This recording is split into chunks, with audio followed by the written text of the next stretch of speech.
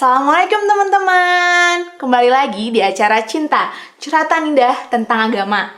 Nah, teman-teman udah lihat belum episode sebelumnya tentang zodiak? Masih berani baca-baca zodiak? Pikir-pikir dulu kan? Nah, hari ini kita bakalan kajian bersama Ustadz Indra Anbia lagi tentang sholat. Nah, teman-teman pasti tahu kan, kita sebagai umat muslim pasti wajib nomor 1 buat sholat.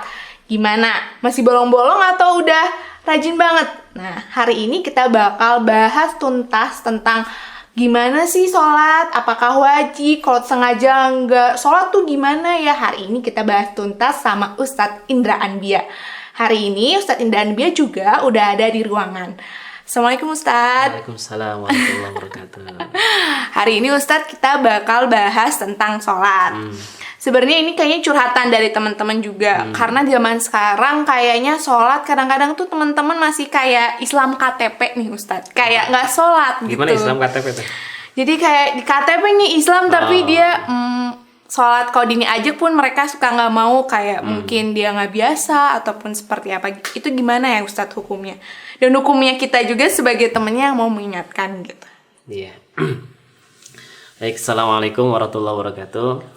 Alhamdulillahirabbil alamin wassalatu wassalamu ala asrafil anbiya'i wal mursalin wa ala alihi wa ashabihi wa man tabi'ahu bi ihsanin ila yaumiddin. Asyhadu an la ilaha illallah wahdahu la syarikalah wa asyhadu anna Muhammadan abduhu wa rasuluh alladzi la nabiyya ba'da ma ba'du. Terkait dengan sholat ya. Ya, Tadi muncul istilah Islam KTP. Jadi di KTP-nya Islam tapi cara sholat tuh gitu. Di dalam surat Fatir, Allah Subhanahu wa taala menggambarkan bahwa ada 3 kelompok manusia. Ya. Jadi Allah Subhanahu wa taala berfirman, "Tsumma awrathnal kitab", kemudian kami wariskan Al-Qur'an. Nah, kemudian nanti ada 3 sikap, ada 3 golongan, ya. Yang pertama ada yang zalimun li nafsi. Jadi dia menzalimi dirinya sendiri. Gitu, ya. Terus yang kedua muqtasidun. Kalau muqtasidun pertengahan. Nah, kemudian yang ketiga ada sabiqun bil khairat. Nah, bagaimana yang zalimun li nafsi itu menzalimi dirinya sendiri? Nah, dalam tafsir Imam Al-Maraghi beliau memberikan contoh. Contohnya kalau orang yang zalim terhadap dirinya sendiri itu jangan ditanya tentang sholat sunnah. Wajib getara gitu. Ya. Jadi yang wajib gue nggak pernah dia lakukan. Nah, itu sesungguhnya orang yang menzalimi dirinya sendiri. Jadi sebetulnya ketika dia mengaku sebagai seorang muslim tapi kemudian dia nggak sholat, itu sebetulnya sedang menzalimi dirinya sendiri. Kenapa? Dalam sebuah riwayat, Nabi SAW itu pernah diprotes sama istrinya, sama Siti Aisyah. Kenapa? Karena Nabi itu kalau sholat tahajudnya lama gitu. Ya, gitu. Jadi lama, panjang sholat tahajudnya itu. Sampai diprotes sama istrinya. Saking lamanya sholat tahajud Nabi sampai kakinya bengkak-bengkak gitu. Ya. Kayaknya kita belum pernah ya. Iya. Bengkak karena lama tahajudnya gitu. Nah, bangunnya Nabi, aja susah Ustadz, maaf, bangunnya tahajud. Oh, susah ya. Ya. Nah, jadi Nabi sampai bengkak kakinya karena saking lamanya sholat tahajud. Diprotes sama istrinya. Kalau bahasa sekarang mah, ya Rasulullah jangan begitulah gitu. Ya. Jadi tong kitu, mun bahasa Sunda tong kitu-kitu teuing gitu. Biasa aja lah gitu, tong lebay kan gitu. Nah, tapi ketika diprotes gitu kan oleh istrinya, apa jawaban Nabi? Nabi Yusuf mengatakan, "Afala akuna abdan syakura." Apakah tidak boleh aku menjadi hamba yang bersyukur? Jadi Nabi sholatnya lama, panjang sebagai ekspresi rasa syukur. Jadi sebetulnya sholat itu bagi kita bukan hanya menggugurkan kewajiban, selesai, bukan. Tapi sholat yang kita lakukan itu sebagai bentuk rasa syukur kita sama Allah.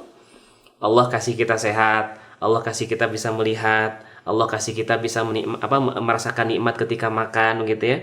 Allah kasih gratis kepada kita udara gitu. Nah, ini kenikmatan-kenikmatan yang Allah berikan kepada kita kan banyak sekali gitu. Iya. Nah, ketika kita sholat itu sebagai bentuk rasa Syukur.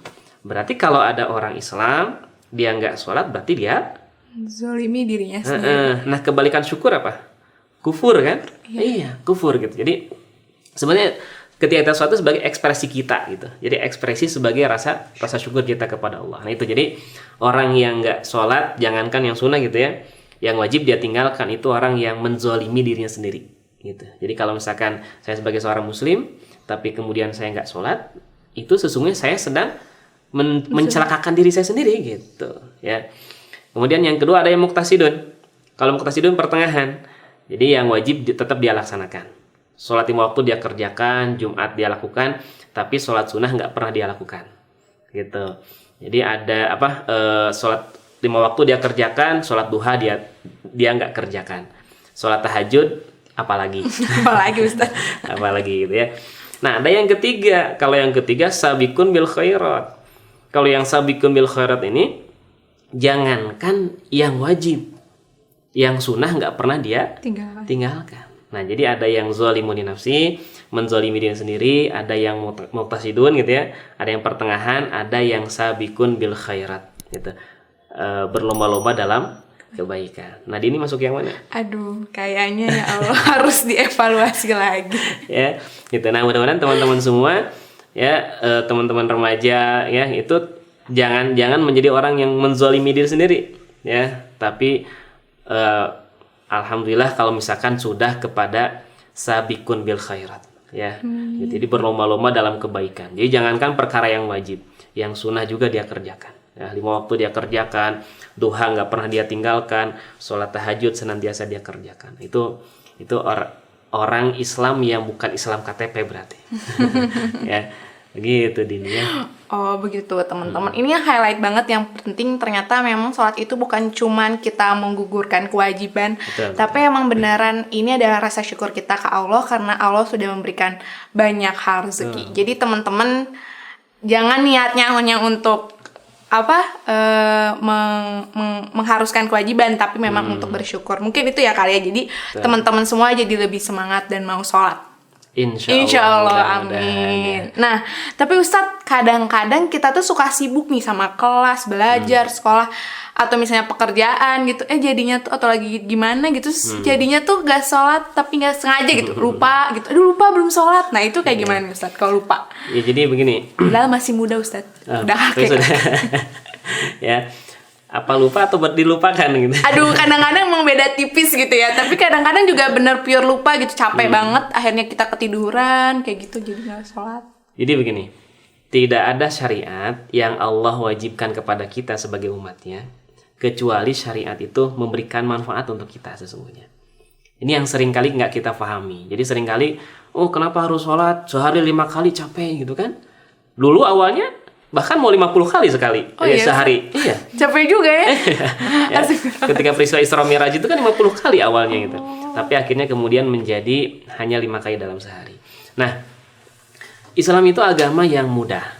Nabi SAW bersabda, ad-dinu yusrun. Agama itu mudah. Artinya apa? Ketika kita bisa sholat sambil berdiri, maka silahkan sholat sambil berdiri. Ketika tidak bisa sambil berdiri, maka sambil duduk. Ketika tidak bisa sambil duduk, sambil berbaring. Jadi Islam ini agama yang mudah. Nah, bagaimana kalau kemudian kita lupa ya, kita udah masuk waktu sholat kemudian lupa gitu ya. Pikun gitu. Nah, maka kata Nabi SAW, kalau kita lupa, kalau kita sholat, maka kata Nabi, sholatlah ketika kita ingat. Jadi kalau misalkan ketiduran ya, misalkan beres zuhur ya, beres sholat zuhur kemudian tidur, tiba-tiba bangun maghrib. Nyenyak banget nih Ustadz, lama. Nah, bagaimana sholat asarnya? Nah, maka sholat asarnya boleh dilakukan ketika dia sadar. Gitu. Ketika maghrib itu sholat ketika dia ingat. Karena kata Nabi, rufi'al qalam, diangkat pena itu dari 3 kelompok. Yang pertama dari anak kecil sampai dia balik. Jadi kalau anak kecil gitu ya, yang belum balik, dia sholat, ya nggak dapat pahala sebetulnya. Kalaupun anak kecil dia nggak sholat, nggak berdosa gitu. Nah, karena diangkat penanya gitu, tidak ada catat mencatat. Yang kedua dari orang yang tidur ya, dari orang yang tidur sampai dia bangun. Ya, jadi Islam ini agama yang mudah gitu ya, jadi jangan dipersulit. Menunjukkan bahwa ada kemudahan. Ketika misalkan kita sedang di rumah, maka sholat zuhur 4 rakaat, sholat asar 4 rakaat. Tapi ketika kita sedang safar, sedang bepergian, itu ada keringan dari Nabi. Boleh yang dari 4 menjadi 2 gitu. Zuhur dan asar boleh digabung jadi satu waktu kan gitu. Sehingga ketika misalkan kita lagi jalan-jalan ya, lagi refreshing, nah kemudian sholat dulu, kemudian jalan-jalan silahkan. Ada aturan jarak nggak sih kalau misalnya cuman ke TSM atau ke mall yang deket gitu? Nggak boleh ya? Ya, kalau itu terlalu dekat ya. Ya, terlalu dekat. Nah, jadi usahakan bahwa ada panggilan-panggilan yang ketika panggilan itu hadir, usahakan jangan ditunda-tunda. Ya, yang pertama itu ketika Allah memanggil kita. Ya, kan azan itu panggilan buat kita sebetulnya. Nah, ketika Allah memanggil kita, sudah kita sholat dulu. Gitu. Beres sholat kemudian kita bisa laksanakan aktivitas yang lain, kan gitu. Ya, jadi kalau kita berpikir bahwa sholat itu adalah kebutuhan, bukan kewajiban, maka insya Allah tidak akan jadi beban gitu. Nah, kalau sholat itu dianggap sebagai sebuah kewajiban, ya pasti beban. Nah, jadi jangan dianggap bahwa sholat itu adalah beban, kewajiban, tapi kita anggap bahwa sholat itu adalah sesuatu yang kita butuhkan. Tadi saya sampaikan bahwa sholat yang kita lakukan sebagai bentuk rasa syukur kita kepada Allah. Ya, Allah sudah ngasih banyak nikmat sama kita, yang nikmat ini nggak bisa kita balas gitu. Iya, benar sekali. Gitu. Jadi dengan kita sholat itu bentuk rasa syukur kita kepada Allah. Nah, ketika kita meninggalkan sholat, justru Allah benci sama kita. Udah Allah kasih nikmat sama kita, kita malah nggak berterima kasih sama Allah. Gitu. Jadi sholat adalah sebagai bentuk terima kasih kita kepada Allah Subhanahu Wa Taala. Maka usahakan, sesibuk apapun kita, sholat dulu. Tapi kalau lupa mungkin kadang-kadang kan manusia, jadi kayak dimudahkan sama Allah dengan kita langsung sholat aja ketika ingat saja. Jadi kalau misalkan lupa, maka sholat ketika dini ingat itu. Gitu. Terus Ustadz nih, satu lagi, di sini tuh banyak teman-teman yang masih mulai belajar gimana caranya sholat 5 waktu, bagaimana sholat juga dengan sunah-sunahnya dikerjakan. Nah, ada tips and trick gak sih supaya kita sholatnya istiqomah? Selain kayak kita mengingat kalau ini tuh bukan kewajiban, tapi sebagai rasa syukur kita, ada tips and trick lain gak buat kita nih, teman-teman semua? Jadi terkait dengan bagaimana agar kita istiqomah dalam melaksanakan sholat, yang pertama adalah luruskan niat. Niatnya untuk apa dulu? Kan ada di dalam surat Al-Maun Allah menjelaskan, ya, fawailul lil musholin, celakalah bagi orang-orang yang sholat. Kedengaran aja ayat ini sama orang yang jarang sholat. Ini kayak saya nggak pernah sholat, nggak akan celaka gitu. Itu keliru pemahamannya, ya. Gitu. Artinya orang yang sholat saja bisa celaka. Nah, di surat Al-Maun itu kenapa orang yang sholat bisa celaka? Karena Allah ingin menjelaskan, nanti ada orang yang sholat tujuannya niatnya bukan akhirat, tujuannya dunia.